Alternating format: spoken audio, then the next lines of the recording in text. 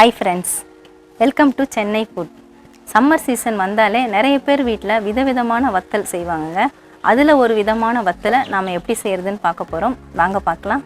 வத்தல் செய்யறதுக்காக நான் 1/2 கிலோ பச்சரிசி எடுத்துர்க்கேங்க. ரேஷன் பச்சரிசி தான் எடுத்துர்க்கேன். சப்போஸ் உங்களுக்கு பச்சரிசி வேண்டாம் புழுங்கலரிசியில செய்யணும்னு நினைச்சீங்கன்னா ரேஷன் புழுங்கலரிசியில கூட நீங்க செஞ்சுக்கலாம்.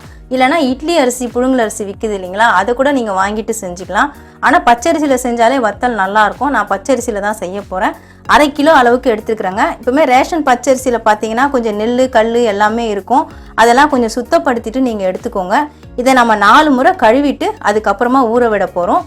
இந்த பச்சரிசியோட சேர்த்து நான் 1/2 டம்ளர் அளவு 100 கிராம் அளவுக்கு ஜவ்வரிசி எடுத்துக்கிறேன். இதை தனியா நம்ம ஊற வச்சுக்கலாம். எப்பவுமே வத்தல்ல ஜவ்வரிசி சேர்த்து செஞ்சோம்னா வத்தல் வந்து நல்ல ஒரு முறுமுறுப்பா இருக்கும். ரொம்ப ஒரு சாஃப்ட்னஸ் கொஞ்சம் இருக்கும். சாஃப்ட்னஸும் முறுமுறுப்பு எல்லாமே சேர்ந்தா போல இருக்கும். அதனால ஜவ்வரிசி சேர்த்துட்டு செய்யணும். அப்படி சப்போஸ் ஜவ்வரிசி வேண்டாம்னா நீங்க சேர்க்காமலும் செய்யலாம். இது ரெண்டுத்தையும் நம்ம கழுவிட்டு தனித்தனியா ஊற வச்சுக்கலாம். அரிசியை நான் 4 தடவை கழுவிட்டேங்க. கழுவிட்டு தண்ணி வடிச்சிட்டேன். இதை பாருங்க அரிசி எவ்வளோ நல்லா சூப்பரா இருக்கு, சுத்தமா ஆயிடுச்சு. இப்போ நம்ம தண்ணி ஊற்றி ஊற விட போகிறோம். தண்ணி இதுக்கு அளவு கிடையாதுங்க. தண்ணி நல்லா தாராளமாக ஊற்றி ஊற விடலாம். ஏன்னா ஊறினதுக்கப்புறம் அந்த தண்ணி நம்ம யூஸ் பண்ண போகிறதில்ல, ஒரு முறை கழுவி வடிச்சிட்டு தான் யூஸ் பண்ண போகிறோம். நல்லா இந்த அளவுக்கு தாராளமாக ஊற்றிக்கோங்க. அரிசி எவ்வளோ இருக்குதோ அரிசியை விட டபுள் மடங்கு நான் மேலே தண்ணி வச்சுருக்கிறேன். ஜவ்வரிசியை நான் ஒரு தடவை கழுவிட்டேங்க. ஒரு தடவை கழுவிட்டு தண்ணி வடித்து எடுத்திருக்கேன். ஏன்னா அதில் இருக்கிற அழுக்குகள்லாம் நம்ம ஒரு தடவை அலசிட்டா சுத்தமாயிடும். பாருங்க கழுவிட்டேன், நல்லா சுத்தமாயிடுச்சு. 1/2 டம்ளர் ஜவ்வரிசி நான் எடுத்திருந்தேன். இப்போ தண்ணியில் போட்டோன்னா கொஞ்சம் ஊறி இருக்குது. இதுக்கு நம்ம 1 டம்ளர் தண்ணி ஊற்றி ஊற வச்சுக்கலாம். ஜவ்வரிசியில் இருக்கிற தண்ணியை நம்ம வடிக்க போகிறதில்ல, அதை அரைக்கும் பொழுது நம்ம யூஸ் பண்ணிக்க போகிறோம். ஆனால் இதுக்கு மட்டும் தண்ணி நீங்கள் அளவாக வச்சுக்கோங்க. நான் இந்த டம்ளரில் 1/2 டம்ளர் ஜவ்வரிசி எடுத்தேன். இப்போ 1 டம்ளர் தண்ணி சேர்த்து விட்டுறேன். அரிசியும் ஜவ்வரிசியும் தனித்தனியாகவே ஊற வச்சுக்கோங்க. 2 மணி நேரம் ஊறணும். ஊறினதுக்கப்புறமா பார்ப்போம். அரிசி ஜவ்வரிசி ரெண்டுமே ஊற வச்சு 2 மணி நேரம் ஆயிடுச்சுங்க. இப்போ இந்த தண்ணியை நல்லா ஒரு முறை அலசிட்டு தண்ணியை வடிச்சிடலாம். இந்த ஜவ்வரிசியில் இருக்கிற தண்ணியை நம்ம வடிக்க வேண்டாம், அரைக்கிறதுக்கு யூஸ் பண்ணிக்கலாம். இது அப்படியே இருக்கட்டும். இதில் மட்டும் நம்ம தண்ணி வடித்து எடுத்துக்கலாம்.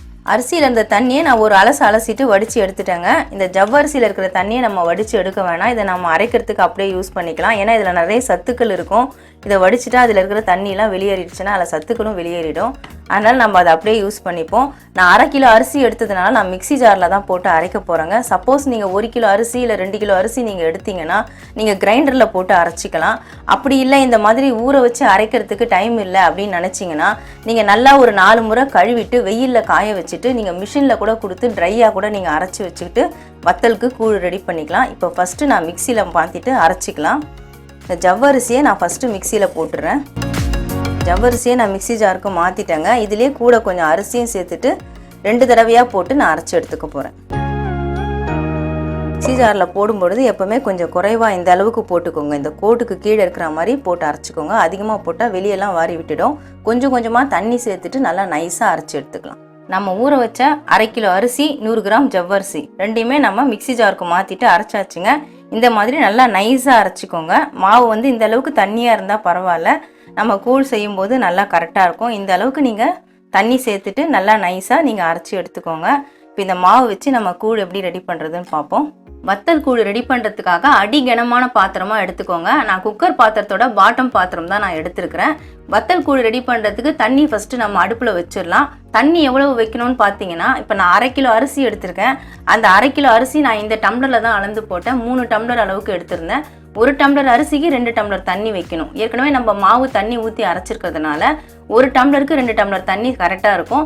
இப்போ 3 டம்ளர் அரிசிக்கு 6 டம்ளர் தண்ணி, ஜவ்வரிசிக்கு ஒரு 1/2 டம்ளர் ஜவ்வரிசி இல்லைங்க, அதனால 1 டம்ளர் தண்ணி, மொத்தம் 7 டம்ளர் தண்ணியை நம்ம இதில் சேர்த்து விட்டுடலாம். அவ்வளவுதாங்க, நான் 7 டம்ளர் தண்ணி இதில் சேர்த்து விட்டுட்டேன். இப்போ அடுப்பை ஆன் பண்ணிவிட்டு ஹை ஃப்ளேமில் வச்சுக்கலாம்.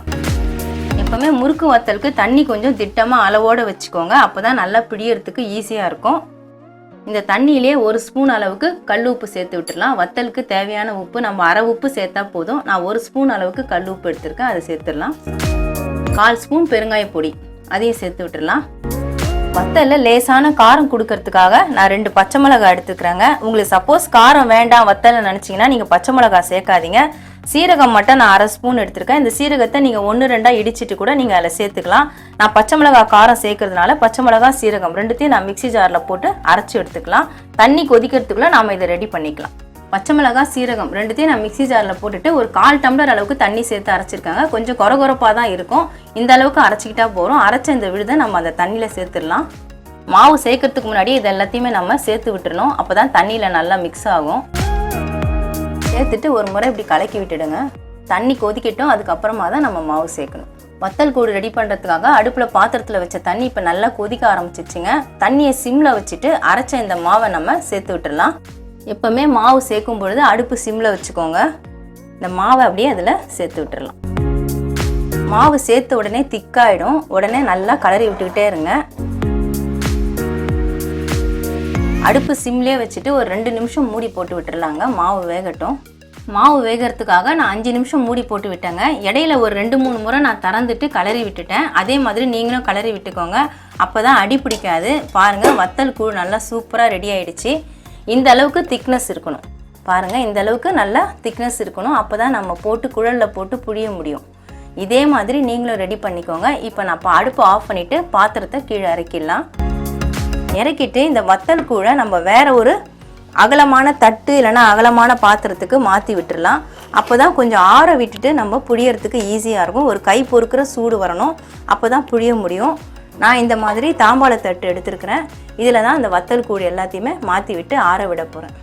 வத்தல் கூழை நான் அகலமான தாம்பாள தட்டுக்கு மாற்றி விட்டுட்டேங்க. கொஞ்சம் சீக்கிரமாக ஆறணுங்கிறதுக்காக தான் அகலமான பாத்திரம் யூஸ் பண்ணுறோம். இது மாதிரி மாற்றி விட்டுட்டு நல்லா கை பொறுக்கிற சூடு வர வரைக்கும் ஆறட்டும். அதுக்கப்புறமா நம்ம வத்தல் பிடியலாம்.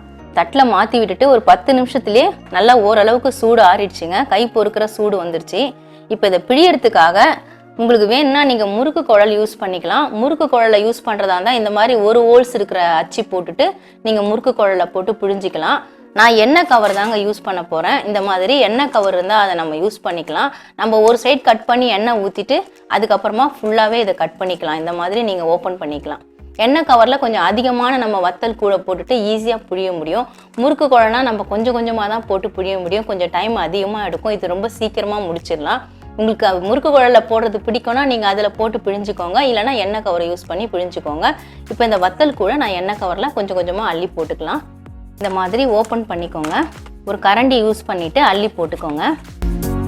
எண்ணெய் கவரில் நான் பாதிக்கு மேலே போட்டிருக்கேங்க. கொஞ்சம் நம்ம இந்த மாதிரி முறுக்கிறதுக்கு கொஞ்சம் கேப் இருக்கணும். இந்த மாதிரி போட்டு விட்டுட்டு நல்லா கவரை இப்படி முறுக்கிடுங்க. நல்லா டைட்டாக முறுக்கிடுங்க. முறுக்கிட்டு ஒரு ரப்பர் பேண்ட் போட்டுக்கலாம். அப்போ தான் நம்ம கையிலேருந்து வழுக்கிட்டு ஓப்பன் ஆகாமல் இருக்கும். இந்த மாதிரி டைட்டாக ரப்பர் பேண்ட் போட்டுருங்க. அவ்வளோதாங்க, நல்லா டைட்டாக போட்டாச்சு. நமக்கு ஹோல்ஸ் எந்த அளவுக்கு வேணுமோ நல்லா இப்படி அமுக்கி விட்டுட்டு ஒரு சைடு மட்டும் ஹோல்ஸ் போட்டுட்டா போதும். எந்த அளவுக்கு ஹோல்ஸ் வேணுமோ அந்த அளவுக்கு நீங்கள் ஹோல்ஸ் இங்கே கட் பண்ணிக்கலாம். உங்களுக்கு வத்தல் மெலிசாக வேணும்னா ஹோல்ஸை சின்னதாக பண்ணிக்கோங்க. கொஞ்சம் கனமாக இருந்தால் பரவாயில்லனா ஹோல்ஸை கொஞ்சம் பெருசாக பண்ணிக்கோங்க. நான் இப்போ சின்னதாக உங்களுக்கு ஹோல்ஸ் பண்ணி காட்டுறேன். இந்த மாதிரி கட் பண்ணிவிடுங்க. அவ்வளோதாங்க, அது பாருங்கள், ப்ரெஸ் பண்ணால் நமக்கு வத்தல் அப்படியே வெளியே வரும். இந்த மாதிரி அழுத்தி பிடிச்சிட்டு நம்ம பிழியலாம். இந்த மாதிரி ஃப்ளோ ஆகும். நம்ம அழுத்தி பிடிச்சிட்டு அப்படியே வெளியில் வச்சு நம்ம துணியில் பிழிஞ்சு விட்டுடலாம். இதே மாதிரி ரெடி பண்ணிக்கோங்க. இப்போ வத்தல் எப்படி பிழியறதுன்னு பார்ப்போம். வத்தல் பிழிஞ்சு விடுறதுக்காக நான் ஒயிட் காட்டன் வேஸ்ட்டியை தண்ணியில் நனைச்சிட்டு லைட்டாக பிழிஞ்சிட்டு பிரித்து விட்டுருக்காங்க. நீங்கள் காட்டன் வேஸ்ட்டி தான் யூஸ் பண்ணணும்னு இல்லை, காட்டன் சாரீ கூட யூஸ் பண்ணிக்கோங்க. சாயம் ஒட்டாத துணியாக நீங்கள் யூஸ் பண்ணிக்கோங்க. தண்ணியில் நனைச்சிட்டு இதே மாதிரி பிரித்து போட்டுட்டு நீங்கள் பிழிஞ்சிக்கோங்க. நான் வாசலில் தான் பிழிஞ்சு விடுறேன். உங்களுக்கு இட வசதிக்கு தகுந்த போல் நீங்கள் மொட்டை மாடியில் கூட நீங்கள் பிழிஞ்சிக்கலாம். இப்போ வத்தல் பிழிய ஆரம்பிச்சிடலாம். வத்தல் கூழை நம்ம ஏற்கனவே எண்ணெய் கவரில் போட்டு டைட்டாக ரப்பர் பேண்ட் போட்டாச்சுங்க. ஹோல்ஸும் போட்டாச்சு. இப்போ பிழியறதுக்கு ஸ்டார்ட் பண்ணிக்கலாம். இந்த மாதிரி வச்சுட்டு லைட்டாக ப்ரெஸ் பண்ணி விட்டிங்கன்னா நீட்டாக வரும். நான் கம்பி முறுக்கு தான் செய்ய போகிறேன். இந்த இடம் வரும்பொழுது இப்படி கட் பண்ணி விட்டுடுங்க கையில். இதே மாதிரி பிழிஞ்சிக்கலாங்க. உங்களுக்கு முறுக்கு வத்தல் வேணும்னா இந்த மாதிரி பிழிஞ்சிக்கலாம். உங்களுக்கு முறுக்கு ஷேப்பில் வேணும்னா இந்த மாதிரி பிழிஞ்சிக்கோங்க. இல்லை கம்பி முறுக்கு வத்தல் வேணும்னா இந்த மாதிரி பிழிஞ்சிக்கோங்க. ஃபுல்லாக பிழிஞ்சு விட்டுட்டு பார்ப்போம். ரெடி பண்ண வத்தல் கூழ் எல்லாத்தையுமே வத்தல் பிழிஞ்சு விட்டாச்சுங்க. எனக்கு இந்த அளவுக்கு வந்திருக்குது. பிழிஞ்சு விட்டதுக்கப்புறம் 4 மூலையிலையும் வெயிட் வச்சு விட்டுடுங்க. அப்போ தான் துணி காற்றுல பறக்காமல் இருக்கும். நல்லா சாயந்தரம் வரைக்கும் காய விட்டுடலாம். காஞ்சதுக்கப்புறமா பார்ப்போம். வத்தல் எல்லாமே இப்போ நல்லா காஞ்சிருச்சுங்க. நான் துணியை அப்படியே வத்தலோட சேர்த்து எடுத்துகிட்டு வந்துட்டேன். இப்போ துணியில் இருக்கிற வத்தல் எல்லாத்தையும் நம்ம பிச்சு எடுத்துக்கலாம். இப்படியே பிச்சு எடுத்தாலே வத்தல் ஈஸியாக அடுக்க வருதுங்க. இந்த மாதிரி பொறுமையாக நம்ம பிச்சாலே வத்தல் ஈஸியாக அடுக்க வருது. அங்கங்கே உடஞ்சி வந்தாலும் பரவாயில்ல, நம்ம உடச்சி தான் வத்தலை பொரிக்க போகிறோம். இந்த மாதிரி வத்தல் எடுத்துக்கலாம். அப்படி உங்களுக்கு எடுக்கிறதுக்கு கஷ்டமாக இருந்தால் இப்படி திருப்பி போட்டுடுங்க. போட்டுட்டு இந்த பக்கம் தண்ணி நல்லா தெளித்து விட்டுட்டு அதுக்கப்புறம் நீங்கள் பிச்சு எடுத்துக்கலாம். நான் துணியை நனைச்சி போட்டு வத்தல் பிழிஞ்சனால எனக்கு ஈஸியாகவே வந்துடுச்சு. அதனால் நான் தண்ணி தெளிக்கலை. இதே மாதிரி எல்லா வத்தலையும் நம்ம பிச்சு எடுத்துட்டு இந்த மாதிரி ஒரு தாம்பாள தட்டில் போட்டுக்கோங்க. மறுபடியும் நம்ம வெயிலில் காய வச்சு எடுக்கணும். எல்லா வத்தலையும் பிச்சு தட்டில் போட்டுட்டு அதுக்கப்புறமா எப்படி இருக்குன்னு பார்ப்போம். துணியில் இருந்த வத்தல் எல்லாத்தையுமே நான் பிச்சு எடுத்துட்டேங்க. இந்த அளவுக்கு நமக்கு கிடச்சிருக்கு. இந்த வத்தலை நம்ம அப்படியே பொரிக்க முடியாது. ஓரளவுக்கு நல்லா காஞ்சிருக்கு, உடையிற அளவுக்கு. இன்னும் நல்லாவே காய வச்சா தான் அது சீக்கிரம் கெட்டு போகாது. அதனால் மறுநாள் இதை ஒரு 2 மணி நேரம் இல்லை 3 மணி நேரம் ஒரு சின்ன துணியை விரித்து போட்டு அதை நல்லா பரப்பி விட்டு காய வைக்கணும். காஞ்சதுக்கு அப்புறமா தான் நம்ம பொரிக்கணும். காய வச்சதுக்கப்புறமா பார்ப்போம். துணியில் பிழிஞ்சு விட்ட வத்தல் எல்லாத்தையுமே நம்ம பிச்சுட்டு பிளேட்டுக்கு மாற்றி வச்சுருந்தோம். அதை மறுநாள் நான் ஒரு 2 மணி நேரம் 3 மணி நேரம் வெயிலில் காய வைக்கணும்னு உங்களுக்கு சொல்லியிருந்தேன்.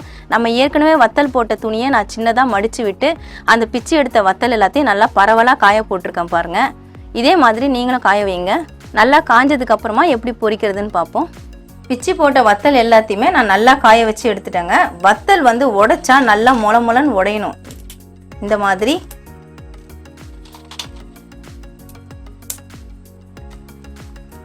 சவுண்டு உங்களுக்கு கேட்டிருக்கோன்னு நினைக்கிறேன். இந்த மாதிரி மொளன்னு உடையணும். அந்த அளவுக்கு காய வச்சு எடுத்துக்கோங்க. இந்த வத்தல் 1 வருஷம் வரைக்கும் நம்ம ஸ்டாக் பண்ணலாங்க.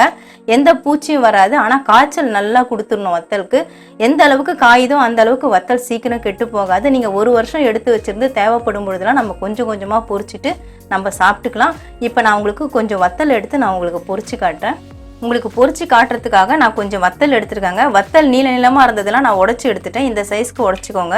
அப்படியே முழுசாக போட முடியாது. ஏன்னா ஒரு வத்தலும் ஒரு 1/2 அடி 3/4 அடிக்கு மேலே நல்லா நீளமாக இருந்தது. அதுக்கு நம்ம நிறைய எண்ணெய் ஊற்ற வேண்டியதாக இருக்கும். அதனால் இந்த மாதிரி உடச்சி எடுத்துகிட்டு நம்ம பொரிச்சிக்கலாம். இப்போ பொரிக்கிறதுக்காக நான் அடுப்பில் கடாய் வச்சுருக்கேன். எண்ணெய் நல்லா சூடாகிற வரைக்கும் ஹை ஃப்ளேமில் வச்சுக்கோங்க. எண்ணெய் சூடானோன்னா மீடியம் ஃப்ளேம் வச்சுக்கோங்க. இப்போ எண்ணெய் நல்லா சூடாயிடுச்சு. நான் கொஞ்சமாக வத்தல் சேர்த்து விடுறேன். கொஞ்சம் கொஞ்சமாக போட்டு பொரிச்சுக்கோங்க.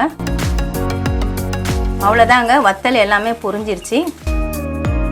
எண்ணெயை வடிச்சிட்டு எடுத்துக்கலாம். வத்தல் பொரிஞ்சதுக்கப்புறம் நல்லா வெள்ளையாக தாங்க இருக்கும். இதே மாதிரி எல்லா வத்தலையும் பொரிக்கலாம். நான் அடுத்ததான் முறுக்கு வத்தல் உங்களுக்கு பொரிச்சு காட்டுறேன். பாருங்கள் எவ்வளோ பெருசாக எழும்பி வருது.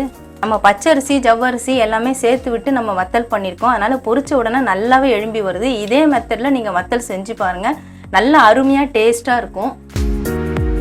இதே மாதிரி தாங்க வத்தல் பொரிச்சிக்கணும்.